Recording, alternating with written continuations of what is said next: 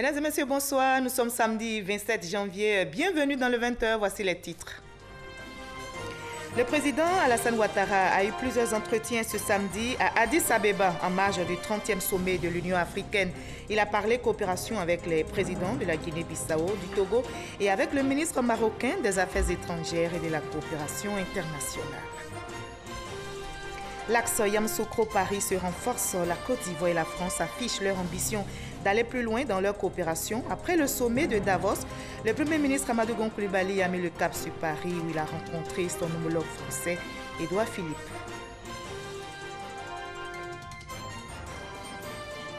Dans ce 20h, nous irons à Agny-Bilokro, zone de grande production avicole. Les éleveurs sont confrontés à des difficultés avec de nombreux cas de décès de volailles constatés dans plusieurs fermes. La direction animale et halieutique rassure, il ne s'agit pas de grippe aviaire. Enfin, au Mali, un camp militaire situé dans la région de Tombouctou, dans le nord du pays, a été attaqué ce samedi. Au moins 10 militaires ont perdu la vie dans cette attaque perpétrée par de présumés djihadistes. Soyez les bienvenus sur RTI 1. Quand immigrer rime avec cauchemar, dénoncer devient plus qu'un devoir. Ces mots sont de notre invitée de la page culture de ce samedi. Mawa Bakayoko est une écrivaine ivoirienne. Elle est l'auteure de l'œuvre Tungan ou les écueils de l'immigration. Ce recueil de nouvelles est une trilogie qui met en lumière les atrocités et le calvaire vécu par les immigrés clandestins. Alors comment arrêter ce fléau qui, selon notre invitée, fait saigner l'Afrique?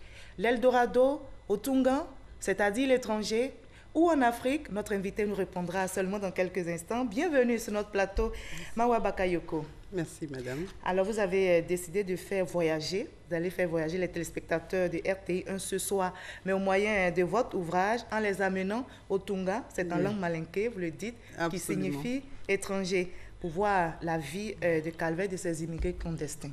En effet, je reviens du Tungan, comme vous l'avez dit. Le Tungan, c'est l'étranger, c'est l'ailleurs, selon la langue malinké. Alors, je reviens avec, dans cette œuvre, des vies déchiquetées, des vies douloureuses. Et donc, dénoncer était une évidence pour moi. Donc, je vous offre aujourd'hui cet ouvrage afin de pouvoir voyager avec moi dans la vie de ces immigrés. Et ce sera seulement dans une trentaine de minutes. C'est dans la page culture. À tout à l'heure, donc, Madame Mawa Bakayoko.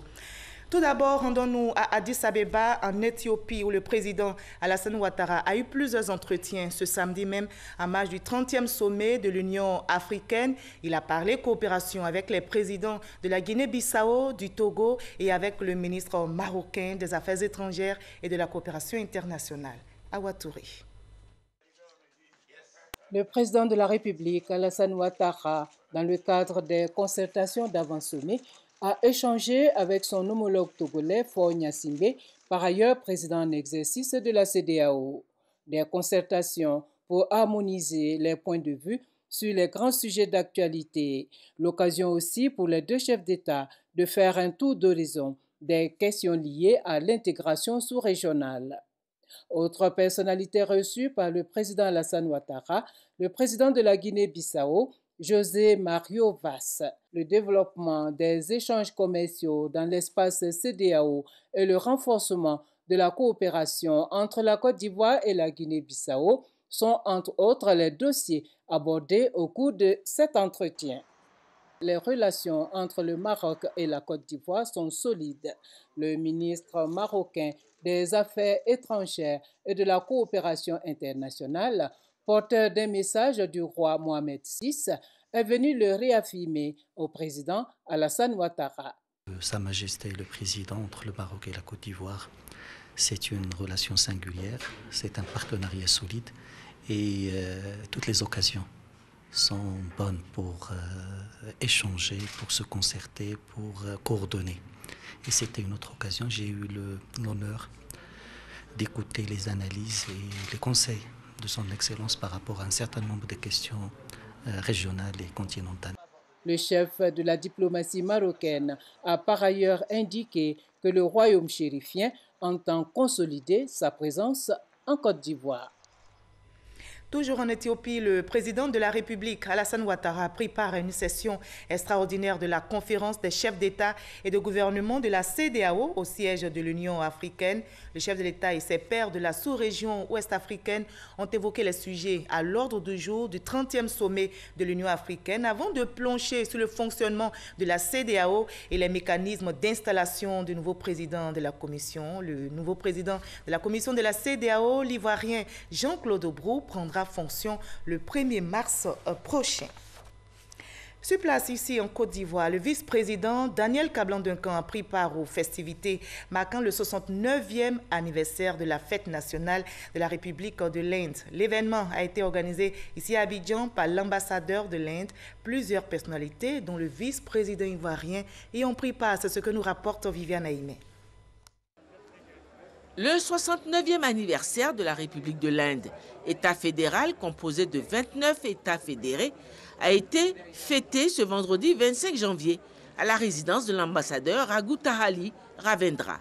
De nombreux invités, membres du corps diplomatique, fonctionnaires du gouvernement, amis, sont venus célébrer l'événement avec les citoyens indiens résidant en Côte d'Ivoire. Le vice-président de la République, Daniel Kablan-Duncan, honorait par sa présence la commémoration de cette date importante dans l'histoire de l'Inde. Sa célébration ici en Côte d'Ivoire est la preuve manifeste de l'excellence des relations entre les deux pays.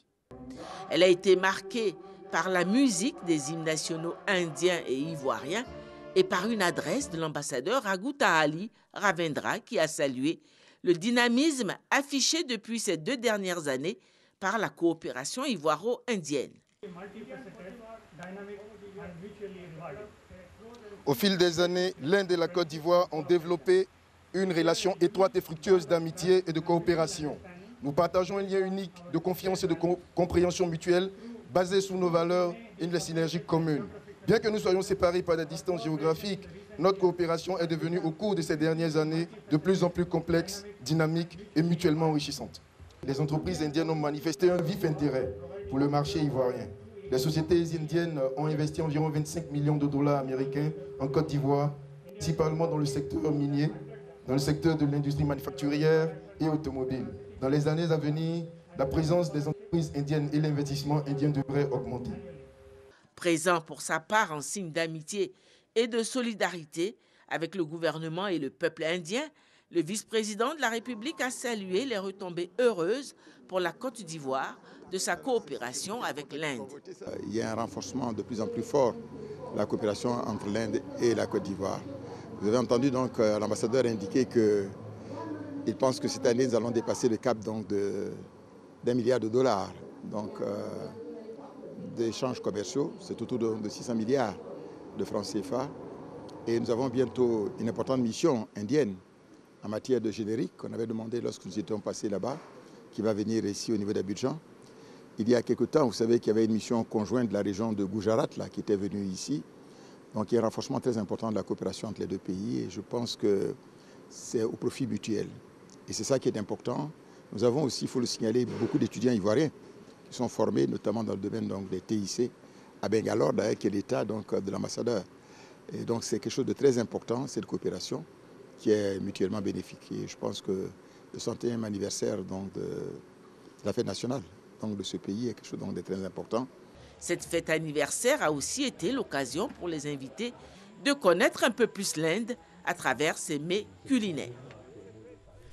Et notez que cette année 2018, plusieurs activités seront menées d'avril à décembre prochain pour commémorer le 25e anniversaire du décès du premier président de la République de Côte d'Ivoire. La cérémonie est dénommée l'année d'Houphouët-Boigny a donc été lancée aujourd'hui à Yamoussoukro. C'était en présence du vice-président Daniel Kablan-Duncan et de la grande chancelière Henriette Dagré-Diabaté. Le reportage de Sidonie Davila dans nos prochaines éditions. L'axe Yamoussoukro-Paris se renforce. La Côte d'Ivoire et la France affichent leur ambition d'aller plus loin dans leur coopération. Après le sommet de Davos, le Premier ministre ivoirien Amadou Gon Coulibaly a mis le cap sur Paris où il a rencontré son homologue français Édouard Philippe. Adam Koné est notre envoyé spécial. Séjour français très diplomatique pour le Premier ministre ivoirien Amadou Gon Coulibaly. Ce vendredi, en début d'après-midi, il était à l'hôtel Matignon. après la visite effectuée le mercredi dernier au Quai d'Orsay. Le Premier ministre et son homologue français, Édouard Philippe, ont passé en revue l'état de la coopération entre les deux pays. Des dossiers comme celui du métro d'Abidjan et la question de l'immigration ont fait l'objet de leur entretien, qui a duré 30 minutes. À Matignon, le Premier ministre Amadou Gon Coulibaly était accompagné des ministres de l'économie et des finances, Adama Kone, et des infrastructures économiques, Amédée Kwaku Kofi, et du conseiller spécial du président de la République, Abdraman Sissé. Voilà, ajouter que la mission du Premier ministre Amadou Gon Coulibaly en France et en Suisse s'achève demain dimanche. Avant Paris en France, il a multiplié les rencontres à Davos en Suisse. Au menu, l'économie, l'éducation, l'énergie et la santé, où 132 milliards de francs CFA de financement sont annoncés. Le reportage d'Adama Kone dans nos prochaines éditions.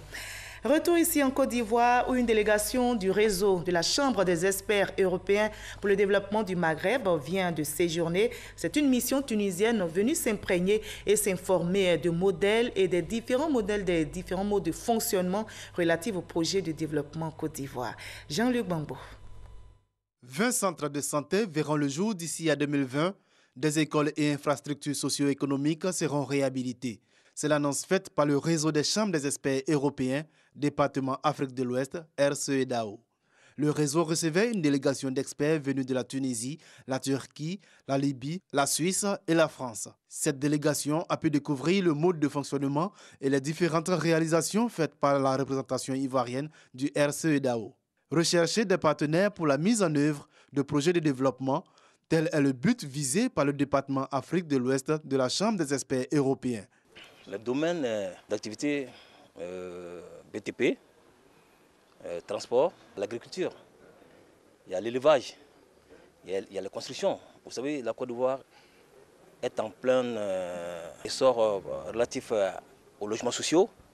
Et donc, ils sont venus, c'est pour accompagner les entrepreneurs ivoiriens pour qu'ils puissent mettre à jour le projet. Pour les visiteurs, cette tournée en Afrique permettra de mettre en place plusieurs mécanismes efficaces de développement. Des migrants qui sont éparpillés, ils ne savent pas, ils sont désorientés.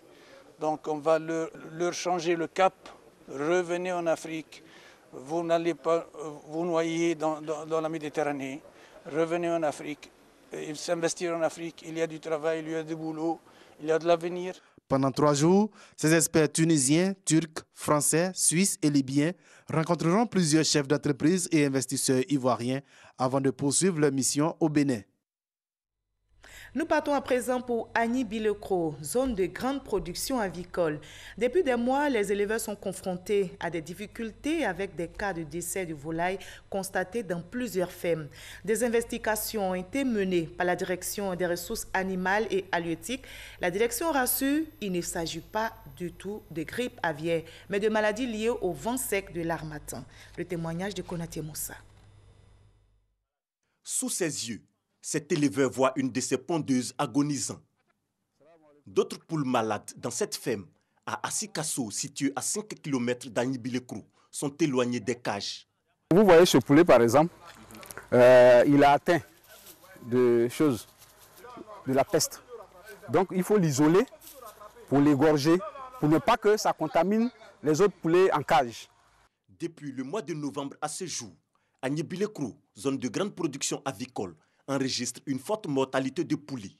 Dans les fermes, installées pour la plupart hors de la ville, de nombreux cas sont signalés dus à des maladies de volailles causées par le vent sec de l'harmattan. Avec l'harmattan, les sujets ne mangent pas bien parce que là, il y a le brouillard qui les fatigue. Ici, par exemple, nous sommes, voilà, la poussière. Ici, nous sommes dans une zone où il y a de l'eau autour de nous. En plus de l'eau, il y a des champs de teck et véa, des champs d'anacade. Ça fait que la fraîcheur est très forte. Donc quand on sort à 2 h du matin pour allumer nos lumières, pendant 30 minutes, nos sujets sont encore regroupés. Voilà. Elles ne commencent à manger qu'à partir de 3 h. Et c'est à partir de 6 h voilà, qu'elles s'alimentent très bien. Voilà, c'est ce ralentissement qui est dangereux. Dans la ville, c'est l'inquiétude. Les populations craignent le pire. Mais la direction départementale des ressources animales et halieutiques rassure. Il ne s'agit pas de grippe aviaire. Chaque année, nous avons des mortalités à cause du vent. Et cette année, ça n'a pas échappé, c'est pratiquement les mêmes pratiques. Et donc les mortalités aujourd'hui, c'est ce que je dis, ce n'est pas des mortalités qui sont dues à une autre maladie. C'est des maladies chroniques, des respiratoires chroniques, voilà, qui s'est répandu à cause de la mauvaise pratique des bioéthiques. Non, ce n'est pas la grippe aviaire parce que pour le moment, tous les tests qui ont été faits, il n'y a pas eu de cas. Rien n'a été confirmé. À l'heure actuelle, on note une forte baisse des cas de poulets malades grâce aux actions de l'équipe de surveillance mise sur pied pour assurer le contrôle dans les fermes et dans les marchés. L'accent est mis sur les mesures d'hygiène. Et comme la biosécurité n'est pas de mise, à Nibileko, on a un problème de biosécurité. Les élevages, sincèrement, ne sont pas sécurisés. Et on a beau donner des conseils aux éleveurs, mais la biosécurité n'est pas suivie. Et c'est ce qui fait que pendant les fêtes, il y a des commerçants qui viennent pour acheter de la volaille, pour acheter des œufs, et ils tournent sur les mêmes élevages. Ça dit un éleveur qui vient, un client qui vient pour acheter de la volaille, s'il a bien de 3000 volailles, il va tourner sur plusieurs élevages pour pouvoir collecter ce dont il a besoin pour pouvoir aller vendre. Pendant qu'il sillonne les élevages, il n'y a aucune mesure de biosécurité. Donc s'il prend une maladie dans la ferme A, il va la propager un peu partout. L'élevage de poulets demeure la principale activité dans cette localité de l'Est de la Côte d'Ivoire. Plus de 450 fermes sont recensées et exercent officiellement. La direction départementale des ressources animales et halieutiques précise: la volaille provenant de la zone de production d'Agnibilé-Krou est saine et consommable sans aucun danger. Voilà, qui est clair donc. Plus de 2 milliards de francs CFA, c'est le montant que le Fonds présidentiel américain va octroyer à notre pays, la Côte d'Ivoire, cette année 2018, afin d'appuyer la lutte contre le paludisme. L'information a été livrée par le Programme national de lutte contre le paludisme. C'est ce que nous rapporte Delphine Gla. En 2017, en plus de la campagne de démoustication, le PNLP, le Programme national de lutte contre le paludisme, a sillonné les 71 districts sanitaires de la Côte d'Ivoire pour sensibiliser les populations sur les comportements à avoir pour éviter le paludisme. 2 grandes actions ont retombé positives. De 4 millions de cas de paludisme en 2016, on est passé à 3 millions de cas et 2018 s'annonce encore radieux. Surtout qu'en plus du Fonds mondial et des partenaires habituels, la présidence des États-Unis va apporter directement son appui financier. En dehors du Fonds mondial qui nous appuie jusqu'à aujourd'hui, nous venons d'avoir aussi le financement du Fonds présidentiel américain qu'on appelle PMI. PMI donne 25 millions de dollars pour l'année 2018. En plus de la distribution gratuite du traitement antipalustre aux femmes enceintes et la moustiquaire imprégnée aux enfants, la lutte contre le paludisme va prendre en charge gratuitement les maladies intégrées de l'enfant. Avec ces 2 partenaires, nous allons passer à échelle et surtout la prise en charge des maladies intégrées de l'enfant, c'est-à-dire la prise en charge de la diarrhée, de la pneumonie et du paludisme. Cette année aussi, pour maximiser la lutte contre le paludisme, le ministère de la Santé et de l'Hygiène publique entend travailler en collaboration avec des ministères comme celui en charge de la salubrité. Rappelons que cet atelier bilan du PNLP a réuni pendant 3 jours ministère de la Santé, sous-bénéficiaires ainsi que les partenaires à la lutte contre le paludisme.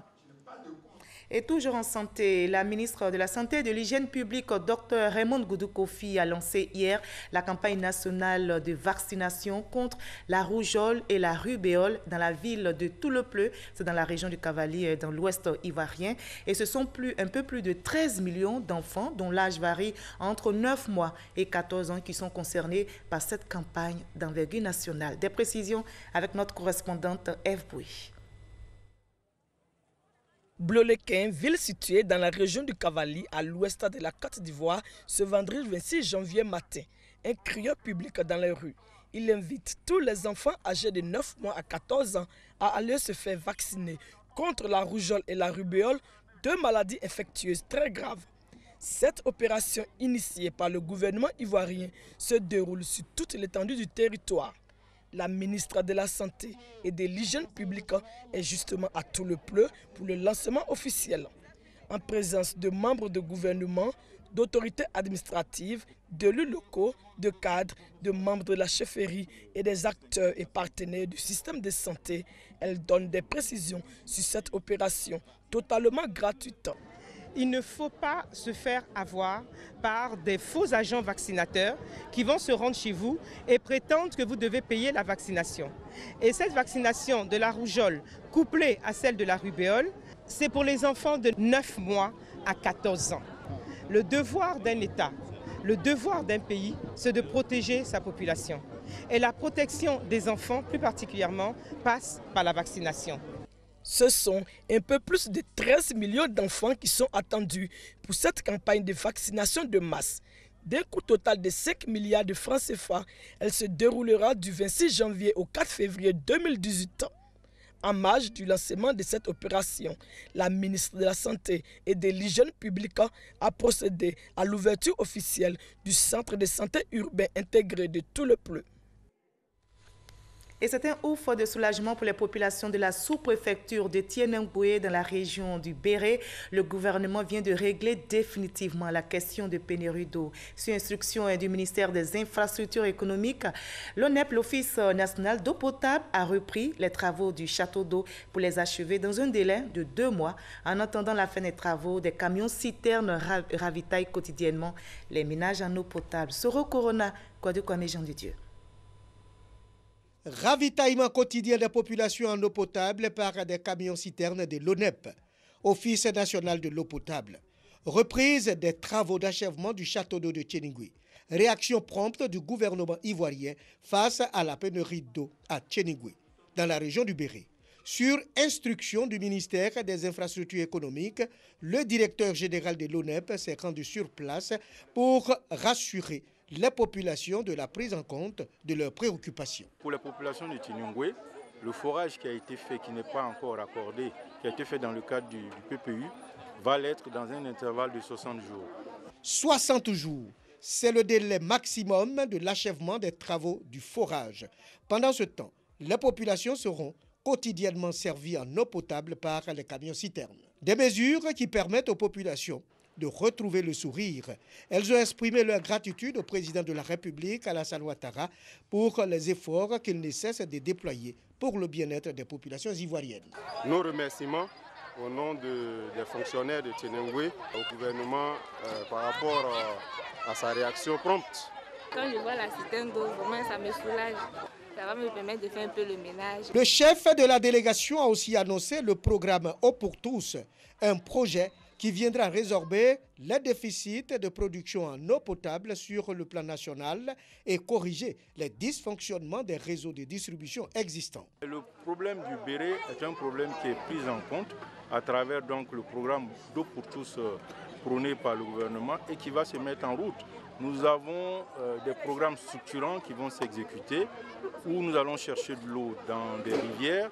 Je pense que dans un intervalle d'1 à 2 ans, le problème du Béré il va être totalement réglé à l'instar de toutes les régions de Côte d'Ivoire aujourd'hui qui souffrent du manque d'eau. Le programme Eau pour tous est doté d'un fonds de 200 milliards de francs CFA.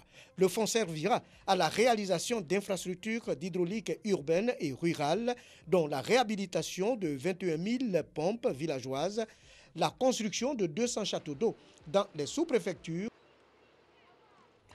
Vous vous souvenez du conflit qui a secoué le village de Kanakono, une préfecture du département de Tengrela. Un conflit qui a fait 4 morts et une dizaine de blessés. Le motif de ce conflit, la divergence en 2 quartiers du village sur le site de construction du futur collège de proximité. La ministre Mariatou Kone y est allée pour prôner la paix et la réconciliation en vue de renforcer la cohésion sociale, nous explique Mamadou Kwasi. Kanakono, sous-préfecture du département de Tengrela. Ce village, situé à la frontière ivoiro-malienne, a été le théâtre d'un affrontement communautaire, faisant 4 morts et une dizaine de blessés. À l'origine de ce conflit meurtrier, une divergence sur le site de construction du prochain collège de proximité. 3 semaines après, l'heure est à la paix et à la réconciliation. Le chef de village et le chef de terre, principaux protagonistes, s'engagent à enterrer la rage de guerre. Devant la ministre Mariatou Kone, ils ont fait la paix avec la promesse ferme de mettre à disposition un site consensuel pour la construction du futur collège. Palabre est fini. Nous vous rassurons que nous n'allons plus nous combattre. Nous allons continuer de vivre en paix et en harmonie. Nous regrettons ce qui s'est passé. C'est fini. Dès demain, nous allons choisir un site de commun accord pour la construction de notre collège pour le développement de notre village. Nous demandons pardon pour tout. La ministre de la Famille, de la Protection de l'Enfant et de la Solidarité, Maria Toukone, a saisi l'occasion pour tenir un langage de vérité aux populations. Vous avez la chance, l'État vient construire l'école pour vous, gratuitement. On vous demande seulement de désigner un emplacement. Et vous vous battez. En tout cas, je vous exhorte, les chefs. Portez votre boubou d'artisan de paix. Portez votre boubou d'ambassadeur de la cohésion sociale. Et finissez ces palabres qui ternissent l'image de Kanakono.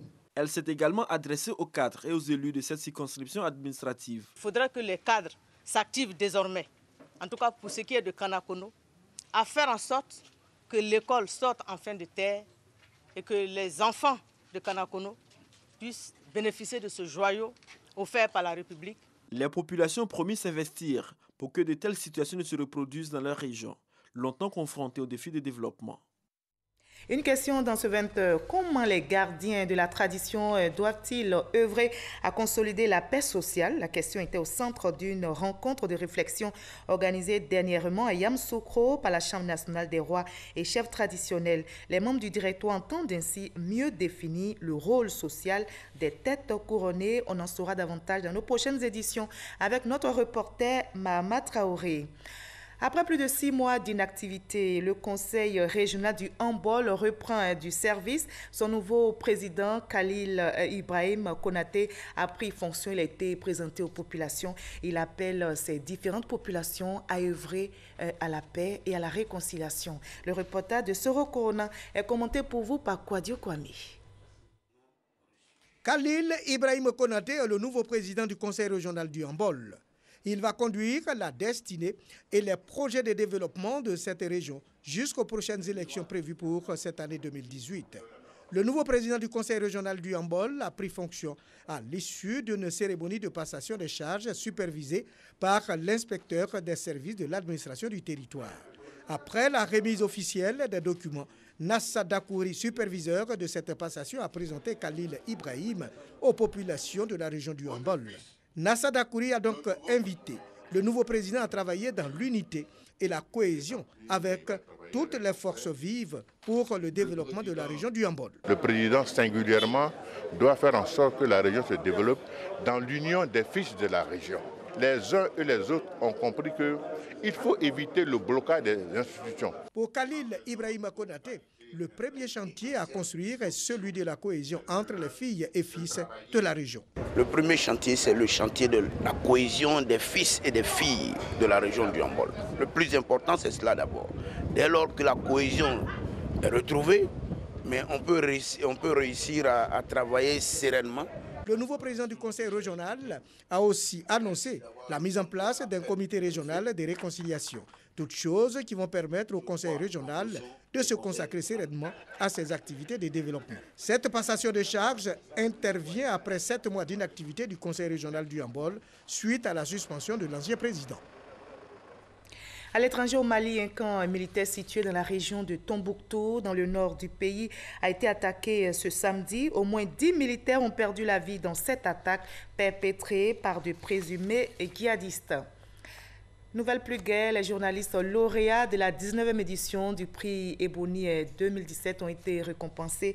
La RTI, Radiodiffusion Télévision Ivoirienne, partenaire du prix, a remis une voiture au Super Ebony, notre confrère de RTI2, Kone Pagasso. On en arrive maintenant à la page culture de ce 20h. On ouvre avec le festival Nidalé de Tongpi, festival donc des arts et de la culture, dont ce rendez-vous de partage et de promotion des valeurs culturelles qui a réuni plus de 150 000 personnes et festivaliers venus de toutes les régions de la Côte d'Ivoire et d'autres pays. On en sait plus avec Frédéric Olaï Ouattara, Amadou Walter. Le président du conseil régional et le comité d'organisation passent en revue les temps forts de cette première édition du Tongpi Nidalé Festival, le festival des arts et de la culture dans.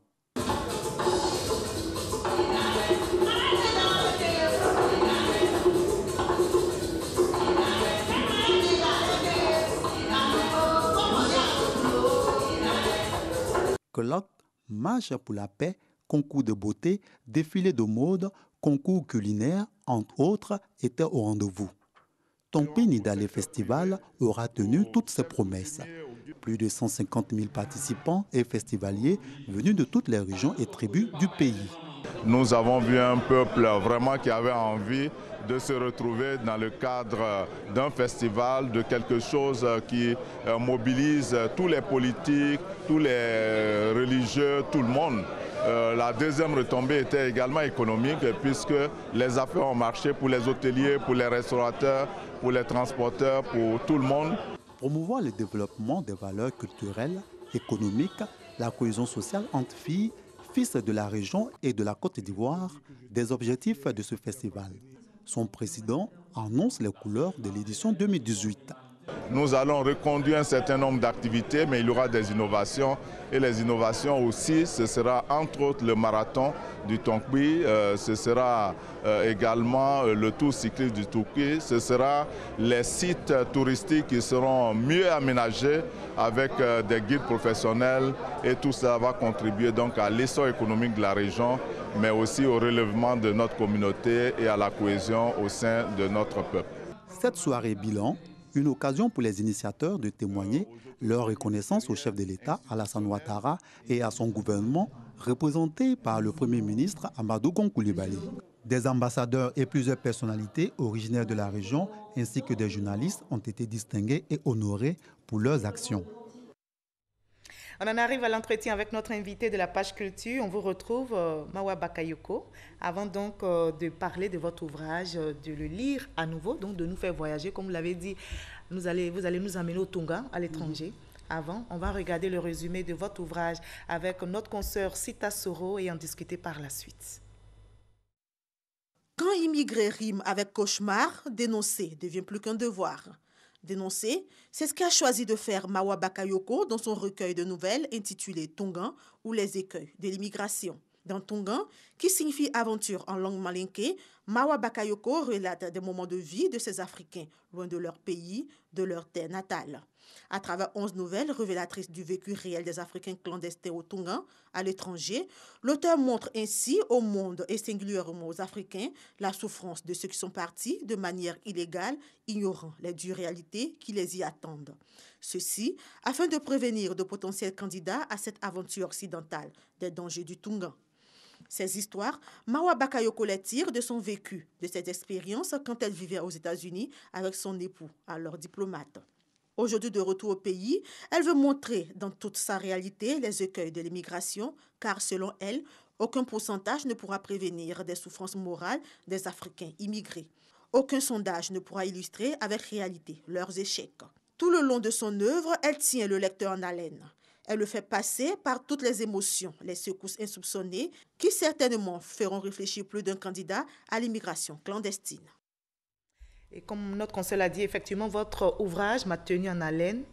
Alors, vous m'avez fait voyager, vous m'avez amené dans le monde de ces immigrés clandestins. Dites-moi, ce sont des faits réels, comme je l'ai entendu dans ce reportage, pas imaginé? Absolument. L'écrivain est l'émanation de sa société, de son vécu quotidien, de son environnement. Alors, ces histoires qui m'ont été plus ou moins contées par certains et certains autres acteurs que j'ai moi-même rencontrés sont des faits réels que j'ai voulu retranscrire, des vies déchiquetées, que j'ai voulu faire partager à ceux restés ici et qui rêvent toujours de ce Tongan qui fait beaucoup de malheur. D'accord.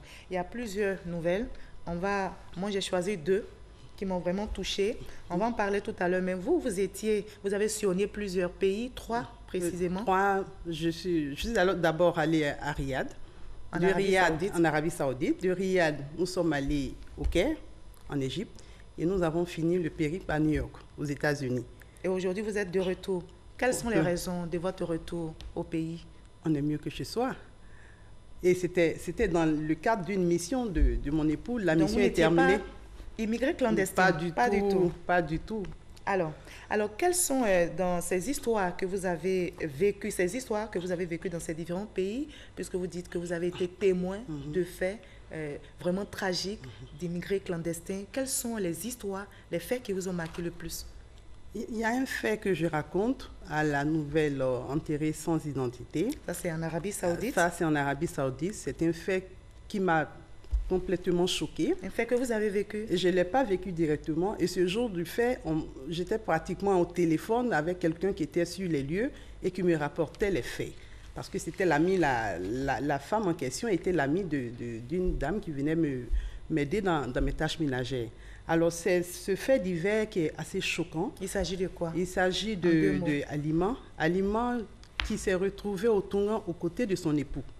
Elle a marié un immigré ivoirien. Et cet immigré ivoirien est tombé dans la clandestinité. Pour lui, dans sa tête, il ne devait pas revenir. Alors, quand il finit, il est parti avec une première identité. Cette première identité, il s'appelait Sékou Sylla. Alors, il décide de ne plus repartir. Donc, du coup, sa carte de séjour qui lui avait été remise pour ses études a été effacée dans le système. Alors, il paye une carte de séjour. Il n'était plus à jour. Il te paye une autre carte de séjour avec un immigré qui rentrait, mais qui était encore toujours en situation régulière. Donc, du coup, il perd sa vraie identité. Sa vraie identité, il ne s'appelle plus Sékou Sylla. Il prend l'identité maintenant de Modibo Touré. Parce qu'il tient à rester en Arabie Saoudite. Il tient à rester en Arabie Saoudite. Et préciser qu'il était allé pour faire ses études. Et il décide maintenant de tomber dans la clandestinité. Pourquoi? Alors, parce que pour lui, certainement, le monde est meilleur là-bas. Pour un avenir meilleur. Voilà, il a peur de revenir. Alors, de l'identité Sékou Sylla, il se retrouve à Modibo Touré et Diané. Mais ce qu'on oublie de dire, en temps, il a marié une épouse en Côte d'Ivoire qu'on lui a fait partir. Peut-être qu'on ne va pas donner tous les détails. On va aller sur ce fait tragique, ce qui s'est passé, parce que moi, ça m'a fait pleurer. Oui. Alors, Alima était malade. Déjà, les immigrés n'ont pas droit à l'hôpital. Alima, c'est son épouse. C'est l'épouse en question. Qui l'a fait venir de la Côte d'Ivoire. Alima, malade depuis un certain moment, n'arrive pas à se soigner parce qu'elle n'a pas droit à la santé, parce qu'elle est dans une situation clandestine. Alors, ce jour-là, Alima sort de la maison et décide d'aller faire un achat de l'autre côté de la route. Chemin faisant, en pleine chaussée, elle s'écroule et elle rend l'âme sur le bitume chaud. Parce qu'on précise que Alima, pour survivre, est obligée de faire ce que vous appelez la chakala. La chakala, c'est-à-dire les travaux ménagers dans les maisons des femmes arabes et autres. Alors donc, Alima s'effondre et elle décède sur le bitume chaud. Je répète que c'était en été.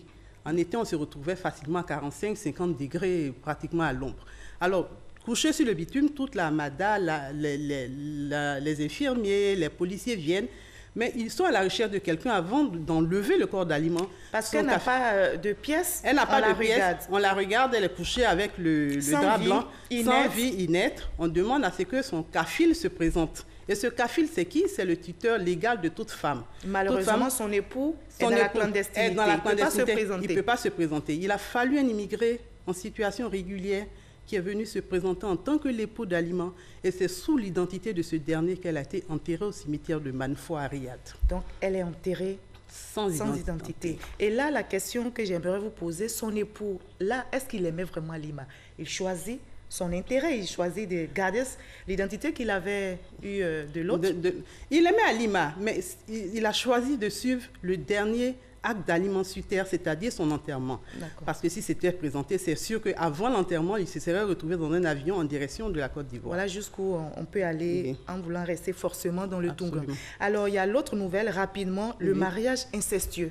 Le mariage incestueux. Le mariage entre un frère et une sœur. Oui, parce que Sissi Adama, quand il est arrivé de Bamako.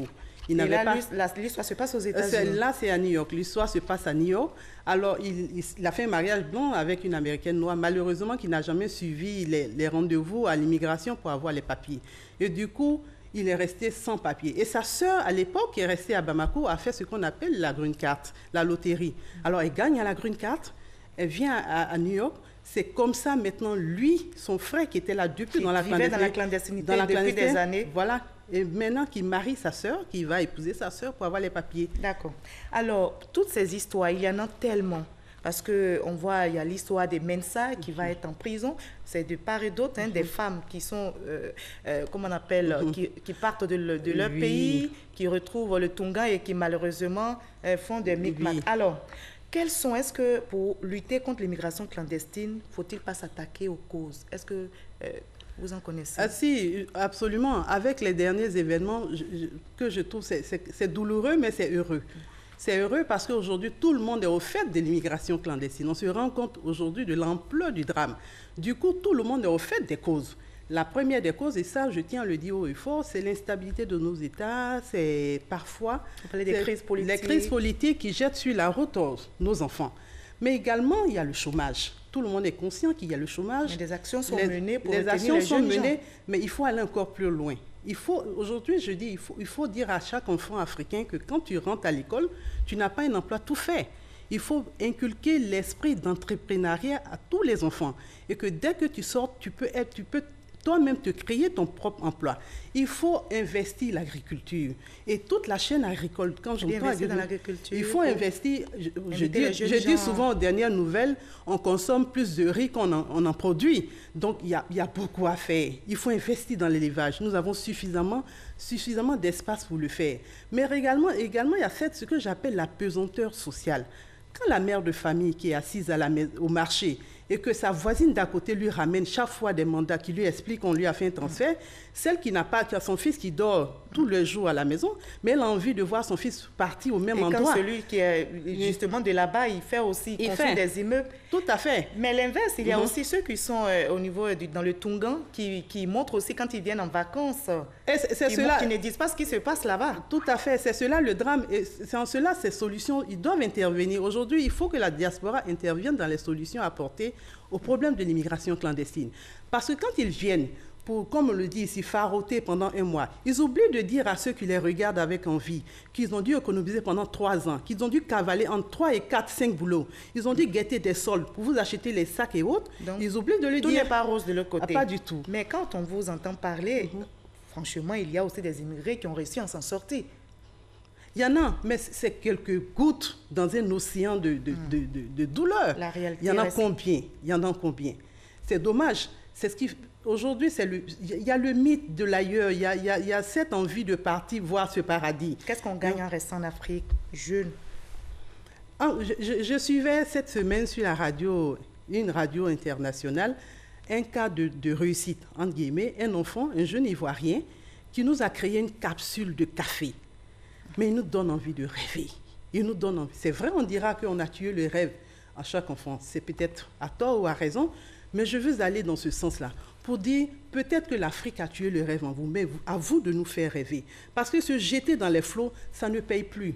Parfois, les gens ne mangent. C'est-à-dire, pendant que vous mangez, on vous met des images. Avant, on arrêtait de manger. Maintenant, on n'arrête plus, on continue de manger. On peut rêver donc en restant en Afrique. On peut rêver. L'Eldorado, c'est ici. C'est ici. Et le bonheur, c'est là. D'ailleurs, vous êtes revenu. Je suis revenu. Merci beaucoup. Merci, Madame Bakayoko. Voilà, l'immigration clandestine est un fléau à combattre, vous l'avez entendu. L'Eldorado, c'est ici et non au Tongan ou à l'étranger. Le rêve est permis, réussir en Afrique, c'est possible. Ce journal a été supervisé par Delphine Bla et réalisé par Edouard Kofi Sakra et Yo Parfait. Merci à toute l'équipe technique et à vous surtout de nous avoir suivis. À demain 20h.